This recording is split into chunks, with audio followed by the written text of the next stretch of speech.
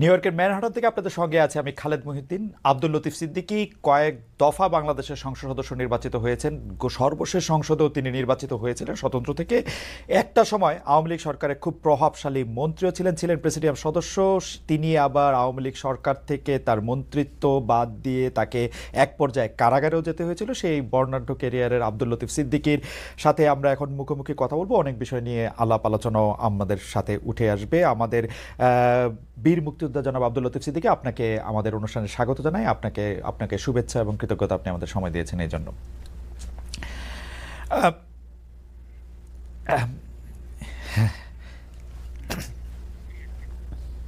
চাই আপনি কি প্রশ্ন করবেন সেটা আপনার বিষয়। আমি কোনটার জবাব দেব আর কোনটার জবাব দেব না সেটা আমার বিষয়। অবশ্যই অবশ্যই। কিন্তু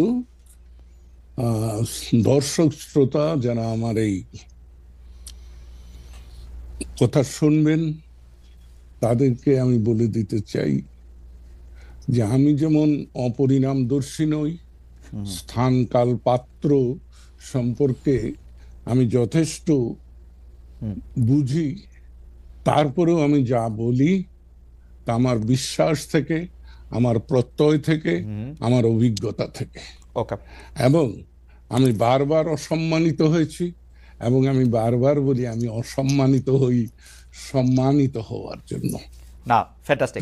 আপনি আপনি আপনি নিশ্চয়ই যা প্রশ্নের জবাব আপনি দিতে চান সেটা আপনি দিবেন, এবং যেটা আপনার দিতে চান না সেটা আপনি দিবেন না। সেটা আপনার একদমই আপনার ইচ্ছা থেকে থাকে। আমার প্রশ্ন আমি করব, তার আগে আমি একটু বলে রাখি যে আমি কিন্তু আওয়ামী লীগের বর্তমান যারা সর্বশেষ সরকারে ছিলেন এবং আওয়ামী লীগের দলের যারা বিভিন্ন পদে ছিলেন, তারা এখনো পদে আছেন কিনা জানি না, তাদের অনেকের সাথে যোগাযোগ করছি। তাদেরকে আমার অনুষ্ঠানে আসার আমন্ত্রণ জানাচ্ছি। তারা যদি আমার অনুষ্ঠানে আসেন তাহলে আসতে পারবেন। দর্শকদের মধ্যে অনেক প্রশ্ন ছিল যে আমি আওয়ামী লীগের যারা আছেন তাদের নিয়ে আসলে অনুষ্ঠান কেন করি না, যখন এটা আমার চাওয়া আছে, তারা আসবেন কিনা সেটা হচ্ছে তাদের ব্যাপার। যাই হোক, আমি জনাব আব্দুল লতিফ সিদ্দিকীর কাছ থেকে একটু জানতে চাইবো যে আপনি আসলে কালের সাক্ষী, ইতিহাসের সাক্ষী, অনেক কিছুর ব্যাপারে আপনার আসলে প্রত্যক্ষ অভিজ্ঞতা আছে, অনেক কিছুর ক্ষেত্রে আপনি আসলে প্রধান চরিত্র। সেই জন্য আমরা একটু 10-11 বছর আগের ঘটনা থেকে শুরু করি। আপনি আওয়ামী লীগ সরকারের মন্ত্রী ছিলেন। সেই সময় আওয়ামী লীগ সরকারের থেকে আপনার শেখ হাসিনা, আমরা যদি এইভাবে বলি যে আপনার মন্ত্রিত্ব কেড়ে নেন, দল থেকে বাদ দেন এবং আপনাকে আসলে কারাগারেও যেতে হয়। উপর থেকে আমরা যেটি জেনেছি যে আপনি হজ, তাবলিগ জামাত তা নিয়ে কথা বলেছিলেন, কিন্তু ভেতর থেকে আমরা যা শুনেছি সেটি হচ্ছে যে আপনার প্রধানমন্ত্রীর পুত্র জনাব সজীব ওয়াজেদ জয়কে নিয়ে প্রশ্ন করা, সে সময়কার প্রধানমন্ত্রীর পুত্র সজীব ওয়াজেদ জয়কে নিয়ে প্রশ্ন করায় আপনার আমি এটাকে পরিণতি বলবো না, আপনাকে এই ঘটনার মধ্যে দিয়ে যেতে হয়েছিল। আপনি কি এই বিষয়ে কিছু বলবেন?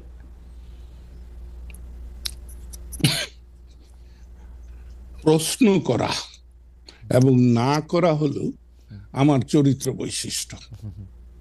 আমি যে কোনো বিষয়ে যে কাউকে আমি প্রশ্ন করেছি। আমি 1964 সালে কপের নির্বাচনে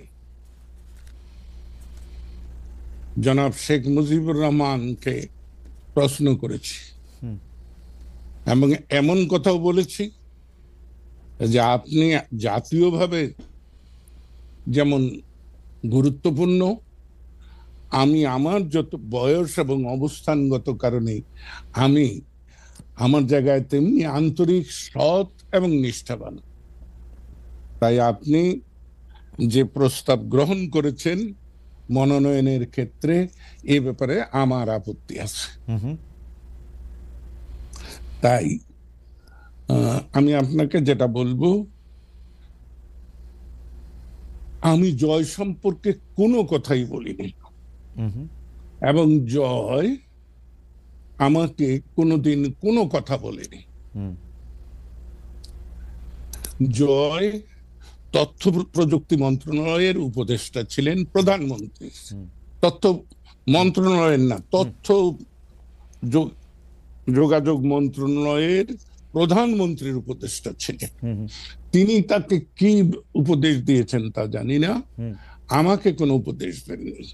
বরঞ্চ আমি একদিন জয়কে বলেছিলাম বঙ্গবন্ধু স্যাটেলাইটের ব্যাপারে যে বাবারে এইটার কি করব, সে আমাকে স্পষ্ট করে বলেছিল যে বড় মামা, আহ, আপনি চায়না আর আমেরিকা সম্পর্কে সতর্ক হবেন। ওকে। চায়নাদের যে জিনিসটা দেবে সেটা নিশ্চয়তা নেই, আর আমেরিকা 10 টাকার জিনিস 10,000 টাকা দাম ধরে বসবে। আপনি রাশিয়া ফ্রান্সের এই দুই জায়গাটা বিবেচনা করতে পারেন। এই আমার 6 মাসের তথ্য প্রযুক্তি মন্ত্রণালয়ের একমাত্র জয়ের সঙ্গে কথা। তবে যে কথাটি বলা হয় বাংলা ভাষায় কিন্তু অনেক রকম ব্যাপার আছে, সেটা বাক্য গঠনে। আমি বলেছি জয়কে, এ কথা আমি বলেছি, সেটা জয়কে প্রশ্নবোধক না। আমি বলেছি জয় হলো প্রধানমন্ত্রী শেখ হাসিনার পুত্র, জয় হলো বঙ্গবন্ধু শেখ মুজিবের দৌহিত্র, এই হিসাবে। কিন্তু চাটুকার খোসামতকারীরা শেখ হাসিনাকে কি বুঝেছে আমি জানি না, তবে বিষয়টা কিন্তু এখানে না। ওকে ওকে, আমি একটু মাঝখানে একটু বলি। তার মানে হচ্ছে আপনি এটুকু প্রশ্ন করার জন্য আপনার মন্ত্রিত্ব চলে গেল আওয়ামী লীগে? না না না না না না, আমার মন্ত্রিত্ব ওখানে যায়নি, আমার আওয়ামী লীগ থেকে বহিষ্কার ওখানে হয়নি, হয়েছে কায়েমি স্বার্থবাদ। আমি শাসন ব্যবস্থায় আওয়ামী লীগের অভ্যন্তরে যে লুটেরা শ্রেণী, আমি নাম ধরে বলি, শেখ সেলিম, হাসনাত আব্দুল্লাহ, লিটন থেকে শুরু করে প্রত্যেকের সম্পর্কে আমি প্রশ্ন তুলেছি। শেখ হাসিনা সম্পর্কে আপনি কোনো প্রশ্ন তুলছিলেন? কার সঙ্গে? শেখ হাসিনা সম্পর্কে না, আমি শেখ হাসিনাকে সবসময় হাসতে হাসতে বলতাম, কারণ এক সময় তো তুই তুকারি করেছি। 50-এর দশকের শেষ 58 সালে আমার সঙ্গে পরিচয়, তারপরে থেকে আমরা আমার অভ্যাস অনুযায়ী তুই তুকারি করেছি। কিন্তু আমি যখন 2001-এর জাতীয় সংসদ নির্বাচনে ভোট ডাকাতির কারণে পরাজিত হই, তারপরে আমি সিদ্ধান্ত নেই যে আমি রাজনৈতিক অঙ্গনে থাকবো কি থাকবো না, নির্বাচনী ব্যবস্থার মধ্যে থাকবো কি থাকবো না। তখন আমি নিজে নিজেই ভেবে নেই যে শেখ হাসিনাকে যদি আমি তুই তোকারি করি, তাহলে শেখ হাসিনা আমাকে কেন সম্মান করবে। তাই আমি তখন থেকে তাকে আপনি বলা শুরু। ওকে, আমরা সরি আপনাকে ইন্টারাপ্ট করার জন্য। আপনি ওই জায়গায় বলতেছিলেন যে কেন আপনার মন্ত্রিত্ব চলে গেল, শেখ সেলিম, হাসনাত আব্দুল্লাহ। আমি সেইটা বলতেছি। জি, সেইটা নিয়ে। হ্যাঁ হ্যাঁ, সব। জি, ওই যদিও তারা শেখ পরিবার দাবি করে, আসলে তো পরিবার বলতে কি, বা নরনারী, তার সন্তান, বৃদ্ধ পিতামাতা থাকলে তারা, কিন্তু এরা তো শেখ পরিবারের আত্মীয় স্বজন। এদের লুণ্ঠনের বিরুদ্ধে, অর্থ পাচারের বিরুদ্ধে আমার বক্তব্য ছিল যে আমরা যে ছদফা আন্দোলন স্বায়ত্তশাসনের দাবি করেছি, সেটা হলো এইরকম যে পূর্ব পাকিস্তানের অর্থ পশ্চিম পাকিস্তানে চলে যাচ্ছে, সেটা আর ফেরত আসছে না। আমরা তো একই কাজ করছি আওয়ামী লীগ রাষ্ট্র ক্ষমতায় এসে। সেটা কি? যে আমরা দেশের সম্পদ, দেশের অর্থ বিদেশে পাচার করছি। আমার এখানে একটা ছোট্ট প্রশ্ন আসে। আপনি যাদের কথা বলছেন যে শেখ সেলিম, হাসনাত আব্দুল্লাহ, জনাব লিটন, তারা আসলে রাইটলি আপনি পয়েন্ট আউট করছেন যে তারা বিভিন্ন ধরনের লুটপাটে অংশ নিচ্ছে এবং আপনি সেটা নিয়ে প্রশ্ন তুলেছেন। কিন্তু আপনার কাছে কখনো মনে হয় নাই শেখ হাসিনার ডাইরেক্ট ব্লেসিং না থাকলে, ডাইরেক্ট অংশগ্রহণ না থাকলে তাদের পক্ষে কোনোদিন এই লুটপাট করা সম্ভব না?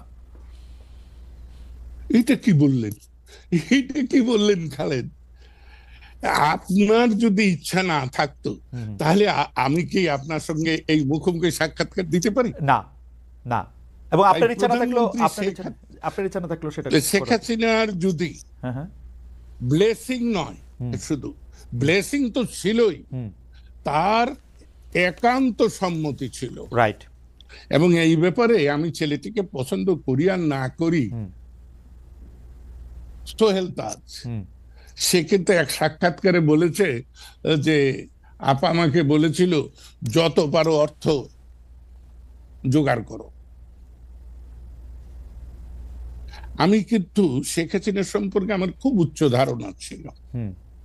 আমি মানুষের খোঁজ খবর নেই না, আর আমি কারোর বিরুদ্ধে যতক্ষণ পর্যন্ত সুনির্দিষ্টভাবে আমি আমার এই প্রত্যয় না জন্মে যে এই ঘটনাটি সত্য, ততক্ষণ পর্যন্ত আমি কারো সম্পর্কেই মন্তব্য করি না। আমি কারো বিরুদ্ধে বলি না, সব সময় বলি যে আমি অমুকের সম্পর্কে অমুকের বিষয়ে মতামত দিচ্ছি। তো আপনাকে বলি যে আমরা যখন আমেরিকায় যাই তার দুদিন আগে বাংলাদেশ আওয়ামী লীগের কার্যকরী কমিটি এবং উপদেষ্টা কমিটির যৌথ সভায় আমি প্রকাশ্যে এদের বিরুদ্ধে